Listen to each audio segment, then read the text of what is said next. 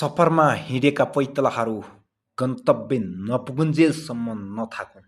तेरो घरमा सारा परिवार तेरो भरमा छ परदेशी, यसकारण तैँले थाक्नु हुँदैन।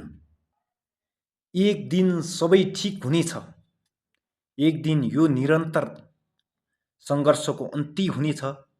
आज आँसुमा बितेका रातहरू, पसिनाले भिजेका दिनहरू र मनभित्र लुकाएर राखेका हजारौँ पीडाहरू सबै एउटा सुन्दर सम्झनामा बदलिनेछन्। आज परदेशको एक्लोपन, थकान, अपमान र अभाव सहँदै हिँडेको यो यात्रा सधैँका लागि होइन। यो त केवल आफ्नो परिवारको खुसीको लागि गरिएको एउटा कठिन त्याग मात्र हो। आज हरेक बिहान जिम्मेवारी बोकेर उठ्ने परदेशी, हरेक रात आफ्नै सपना थन्क्याएर परिवारको भविष्य सजाउने परदेशी एक दिन आफ्नै सपनाको गन्तव्यमा पनि पुग्नेछ। अहिले थाके पनि नहार्नु, अहिले रुँदा पनि नरोकिनु, किनकि तिम्रो प्रत्येक पसिनाको थोपा एक दिन परिवारको मुस्कान बन्नेछ। तिमीले अहिले देखेको दुःख स्थायी होइन।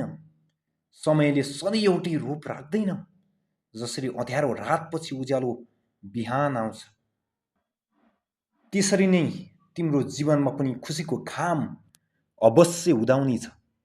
आज तिमीले आफ्नो इच्छा मारेर परिवारका रहर पुरा गरिरहेका छौ, तर एक दिन तिम्रो आफ्नै रहरहरू पनि पुरा हुनेछन्।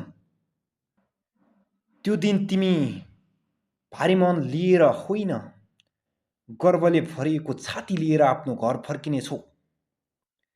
आमा बुवाको अनुहारमा मुस्कान हुनेछ।